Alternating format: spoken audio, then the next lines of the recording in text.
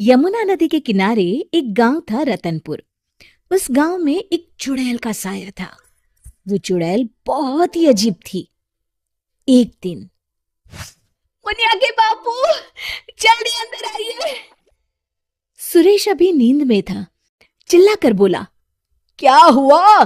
गला क्यों फाड़ रही हो? ये देखो। अरे, ये कैसे हुआ? मुनिया, क्या हुआ बेटा? उससे क्या पूछ रहे हैं? बेचारी तभी से डरी सहमी हुई है। लेकिन ये तो कोई गंभीर बीमारी लगती है। हाँ, देखो तो, बेचारी की चुटिया ही काट ली किसी ने। राम राम। लेकिन एक भी बाल आसपास नहीं दिख रहा। हाँ, ये हुआ क्या, समझ में ही नहीं आ रहा। ऐसे ही 2-4 दिन मुनिया को देखने और सांत्वना देने वाले भी आए। अब कुछ शांति हुई ही थी कि एक दिन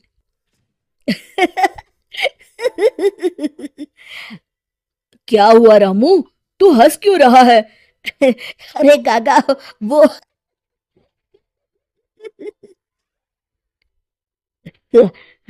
के बच्चे, कुछ बता भी। रूपा काकी की चुटिया कट गई है। हाँ, और मुन्नी भी।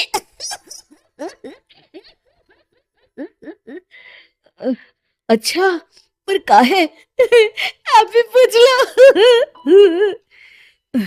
चल कर देखता हूँ। का हुआ मुन्नी, ये का हल्ला मचा हुआ है? तभी मुन्नी बाहर आती है। ये का सुन रहा हूँ, कैसे हुआ सब?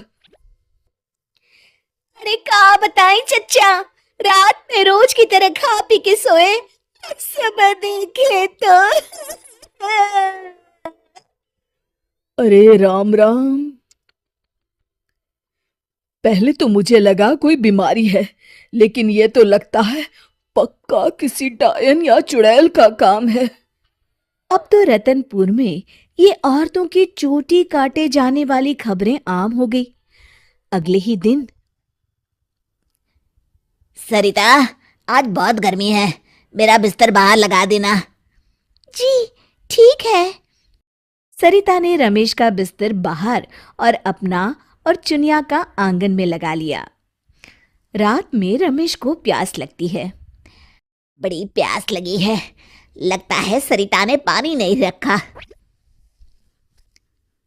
कोई नहीं, खुद ही ले लेता हूँ। अंदर जाने पर वो देखता है कि सरिता के बिस्तर के सिरहाने चुड़ैल खड़ी है। वो एक हाथ से सरिता की चोटी पकड़े हुए है और चाकू से उसकी चोटी काट रही है। वो जोर से चिल्लाया, बचाओ, बचाओ, चुड़ैल। सरिता और चुनिया उठ गए। गांव वाले भी फौरन आ गए। देखते हैं, चुड़ैल हाथ में सरिता की चोटी लिए खड़ी है। भीड़ देखकर वो हंसते हुए बोली,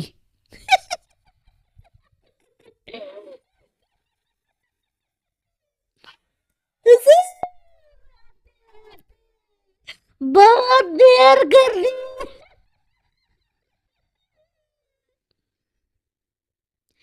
सरिता तो डर के मारे बेहोश हो गई, पर बाल तो जा ही चुके थे। अरे आखिर चाहती क्या हो?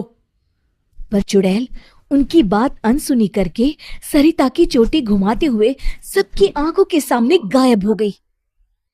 चोटी वाली चुड़ैल की खबर जंगल की आग की तरह पूरे गांव में फैल गई और गांव में बातें चलने लगी।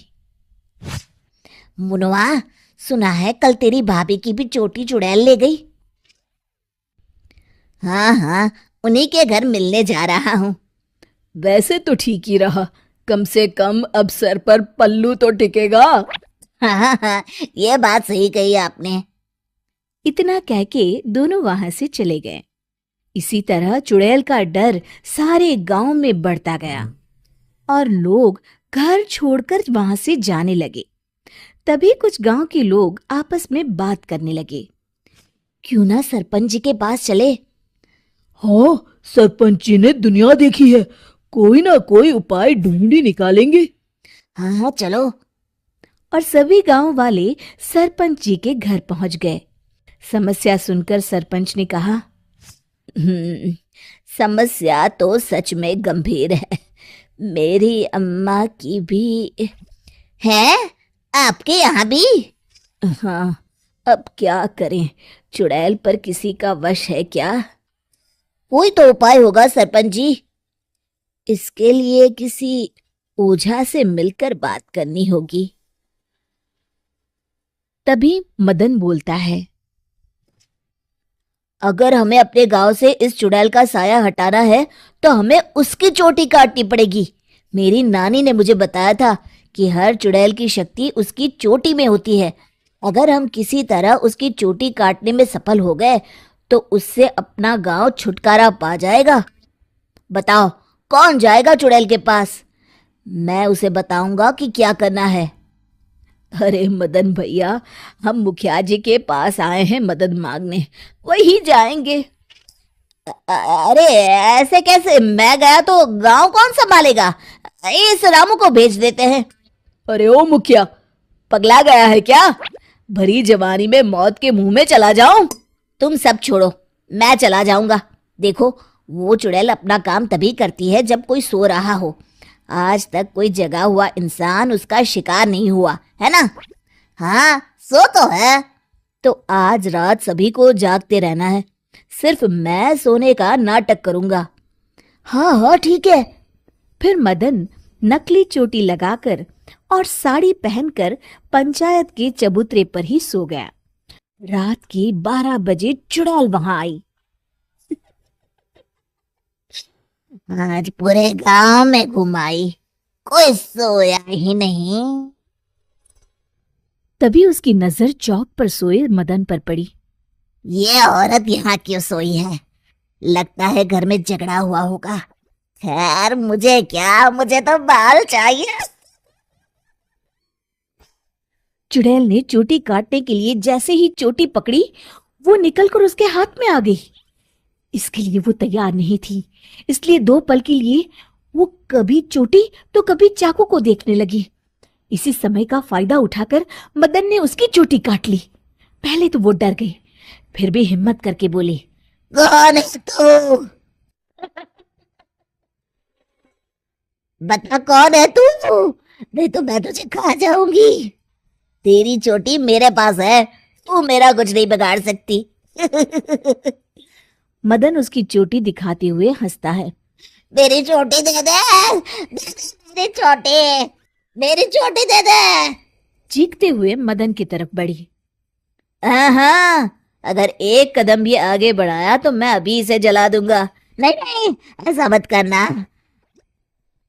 नहीं करूंगा, पर एक शर्त पर।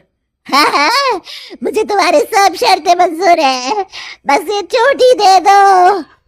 अभी नहीं, पहले ये बताओ तुम इन बालों का क्या करती हो? मैं इन्हें एक कुएं में डाल रही हूँ, उसे भरने के लिए। वो क्यों? जब वो कुआं भर जाएगा तो मैं सबसे शक्तिशाली हो जाऊंगी। चलो, वो कुआं मुझे दिखाओ, वहीं तुम्हें तुम्हारी चोटी दे दूंगा।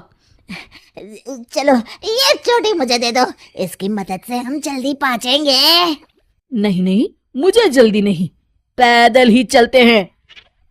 वो मदन को लेकर चलने लगी और गांव वाले भी जलती हुई मशालें लेकर उसके पीछे पीछे आ गए।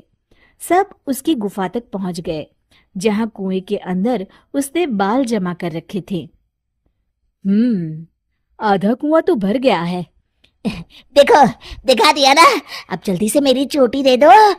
हाँ हाँ, क्यों नहीं, ये लो। कहते हुए मदन ने उसकी चोटी भी कुएं में फेंक दी। अरे बेवकूफ, ये क्या किया? अब मैं इतने बालों में से अपनी चोटी कैसे ढूंढूंगी? वो देखो, बीच में पड़ी है। चुड़ैल कुएं में जाकर अपनी चोटी ढूंढने लगी। उसके कुएं में उतरते ही गांव वालों ने अपनी अपनी मशालें कुएं में फेंक दी। वो धू धू करके जलने लगा। अरे बचाओ रे कोई, मैं सबके बाल वापस कर दूंगी, बचाओ। साथ ही वो चुड़ैल भी जलकर भस्म हो गई। शिक्षा: अगर मिलजुल कर किसी समस्या का हल ढूंढा जाए तो समस्या अवश्य दूर हो जाती है। दोस्तों, हमें उम्मीद है कि आपको हमारी ये कहानी पसंद आई होगी। कृपया हमारे चैनल को सब्सक्राइब करें और सभी अपडेट्स के लिए बेल आइकन जरूर दबाएं। और हाँ, वीडियो लाइक और शेयर करना मत भूलिएगा। Bye bye.